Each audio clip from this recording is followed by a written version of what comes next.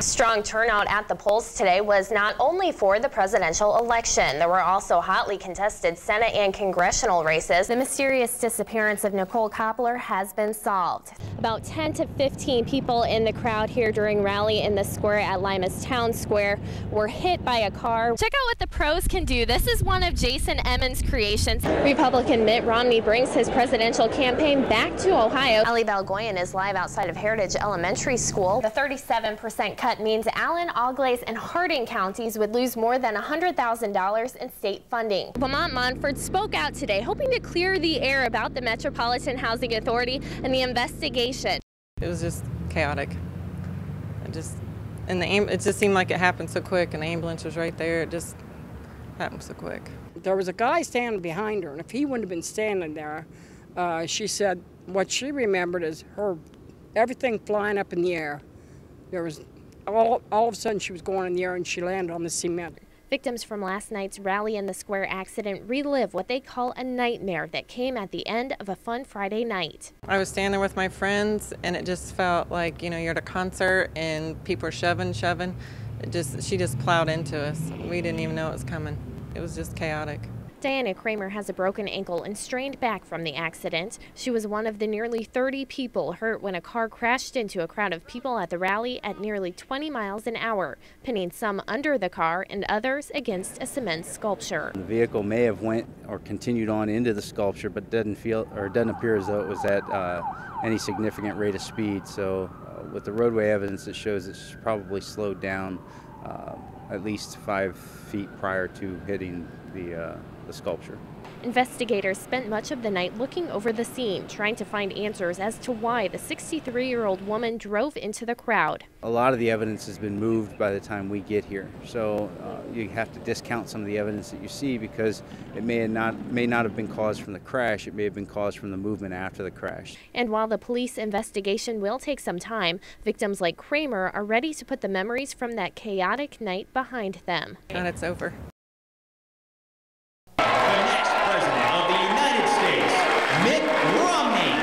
When Republican presumptive presidential nominee Mitt Romney entered the race for president, he said this would be a race about America's soul. The former Massachusetts governor's platform focuses mainly on the economy. I really want to do the things that will encourage the economy to grow, put people back to work, and see rising incomes again. Middle-class families are really getting crushed.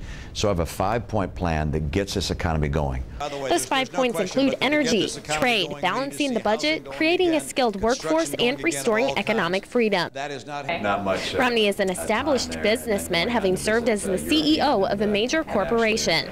With that experience, Romney says he'll get America's economy back on track, something he says President Obama doesn't understand. 25 years in business has taught me something the president has never learned, and that is that the people who build enterprises take responsibility for them. But it's people, not government, that stands behind the growth of America's economy. You create programs that you think are best to help your people get the jobs that are needed in Ohio. Romney also talked about Obama's decision to cut defense spending, a decision that could have a major impact on Lima's Joint Systems Manufacturing Center. Romney says he'll defend military spending. I do not believe in cutting our military. I believe the world is safer, but I believe that it is still a very dangerous place, and that a strong American military is absolutely essential. Another part of Romney's candidacy that could have a direct impact on Ohioans is his choice of a running mate. Ohio's U.S. Senator Rob Portman's name has been tossed around for the country's #2 job, but when it comes to discussing running mates, Romney's lips are sealed. Rob Portman is a wonderful leader in our party and a good friend, but with regards to the vice presidential contest, I've got nothing for you. Sorry. In Bowling Green, Marissa, Sherer, your news now. So what are you guys thinking about tonight? God bless America. This is 3-year-old Laken Ith singing her heart out in her daycare class's performance in the God Bless America program. As this cute little girl with tons of patriotism sings, she has no clue about the big surprise that's in store for her at the end of the performance. Who's going to come to watch you tonight? Grandma. Yeah? And Mama. What about your dad? My dad's not coming. Where is he? Afghanistan. Lakin thinks her dad, Sergeant Brad Ith, is still in Afghanistan. He's been there for the last 14 months, serving his second tour of duty with the Army National Guard. Little does Lakin know her daddy is just a few feet away, watching her performance from the back of the room. I'm really excited to see the look on her face and just be able to, hold her. Before her performance, Lakin talked about how much she missed her dad and what she'll do when she's reunited with him. You gonna hug him? You gonna kiss him? You think you're gonna cry? Yeah. Now Lakin's dream comes true, although it did take her a few seconds to realize her dad was actually home.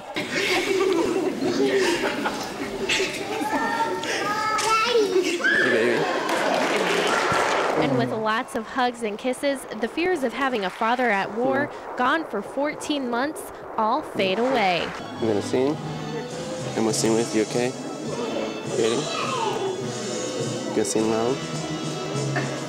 God bless America. And just like that, Brad's job title changes from soldier and hero. I want to just tell you thank you for the service to our country, and I wish you safe and may God bless you. Back to daddy. You want chocolate cookie or chocolate chip cookie?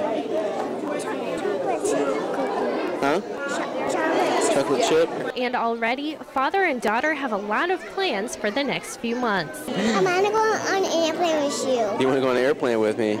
I'll come back in a couple weeks and we're going to take you the whole summer, okay? And go to the zoo, go to the water park. But no matter where they go or what they do, one thing will never change. I love you, Daddy. I love you. You're watching West Central Ohio's award-winning leader. This is your news now at 11. The numbers have been picked for the big Powerball jackpot tonight. Now what you can do with all of the money if you're a big winner. Good evening, I'm Marissa Sherer. We'll get to those winning Powerball numbers in just a minute, but before we do, we'll give you a little bit more time to dream of what you would do with that $550 million jackpot. Allie Balgoyan has a couple of ideas to help get you started. All right, thank you, Allie. I think I'll take one of each of those. All right, so here's what you've been waiting for, the winning numbers. Take a look. They are 5, 16, 22, 23, 29, and the Powerball, number 6. The new residential building codes are on the way for Ohioans that will affect all aspects of new construction and or remodeling of a home. Tonight, members of the West Central Builders Association met to discuss the changes that will take effect on January 2nd, 2013. The Ohio Board of Building Standards will issue their new building requirements that range from high-efficiency lighting to a mandate that carbon monoxide detectors be installed outside of each bedroom in a house that uses natural gas or propane. While these new building codes might cost more at first, Rick Johnson, president of the West Central Ohio Home Builders Association, likes the new codes. Actually, I think the new code is going to help us. It's going to allow us to make a more affordable home, a lot more comfortable, and it gives the homeowner a lot better value than just traditional type of construction. Johnson also says that the big part of the new building code will be in heating efficiencies for homes. Any new home will have to have a programmable thermostat. And what that does is allow the homeowner to actually control the level of their comfort within the home. It also saves them energy. Finally, Johnson said while there has been a slight upswing in new construction recently, he expects more remodeling and expansions to current homes in the 2013 calendar year. Land acquisition is about to begin, which will bring a new type of intersection into Allen County. Allen County commissioners approving 3 contracts that will move the Shawnee Road roundabout project forward. As a federal project, the county is required to use Ohio Department of Transportation approved companies for appraising and reviewing land acquisitions. There are 25 properties that will be involved in the roundabout project. Out of those 25 parcels, we have 10 that are going to be more permanent in nature and 15 that are just temporary. And temporary would be needed for if we're going to reconstruct a driveway or something like that. A contract was also approved for aesthetic design details for the project. Construction is set to begin in 2014 with completion in 2015.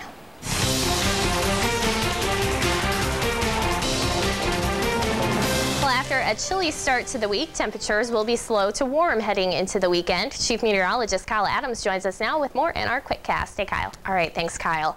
There are some alarming statistics that have been released by the U.S. Department of Education related to graduation rates in Ohio.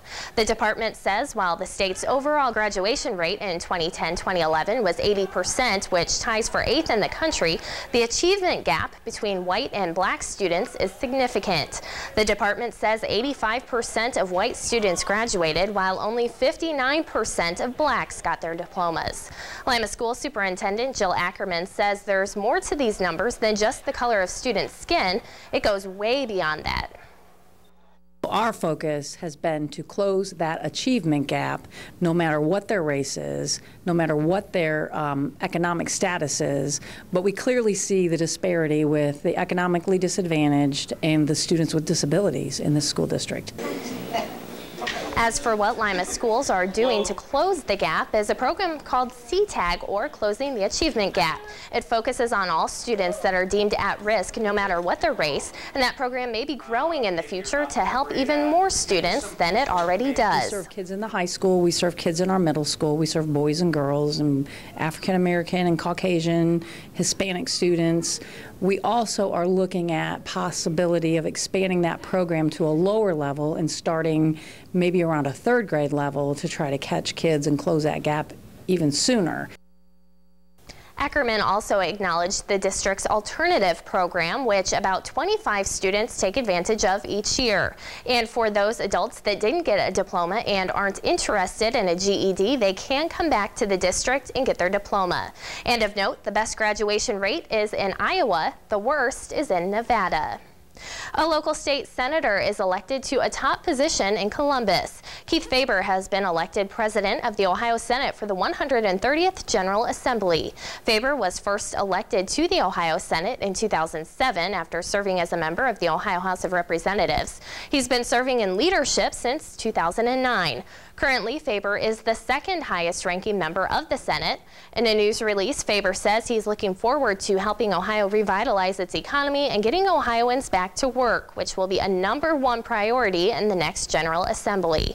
Faber will assume his role as Senate President on January 7th. The pro-life heartbeat bill has been halted by the current leader of the Ohio Senate. Senate President Tom Niehaus, who is in his final weeks due to term limits, does not want to act on the controversial bill at this time and chose not to schedule it for a vote. The legislation would ban most abortions at the first detectable heartbeat, which can be as early as 6 weeks into a pregnancy. Pro-life advocates hope this bill will eventually pass. It's very important that it gets pushed. I mean, it's just pure murder in our eyes, and so we would like to see it go through, I guess, ASAP. But there is a way that the bill can still be passed. 17 Republican signatures on a petition can force a vote. This heartbeat bill would impose one of the tightest abortion restrictions in the nation. Still to come, how authorities are cracking down on criminal activity at the state's newest casino. Plus, the so-called fiscal cliff is still more than a month away, so find out why President Obama wants a vote from Congress now on spending cuts.